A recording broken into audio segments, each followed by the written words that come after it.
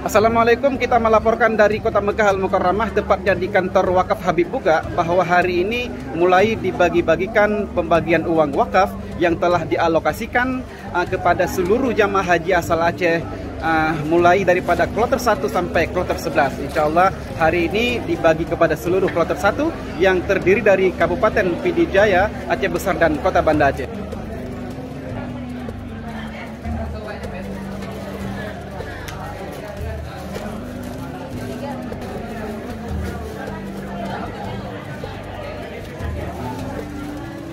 Bismillahirrahmanirrahim.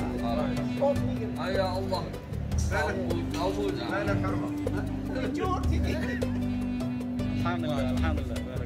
Alhamdulillah, kamu bangsa Aceh sangat bersyukur kepada Habib Buga, keluarga besar Konyan, yang kamu bantu kamu sangat luar biasa dengan adanya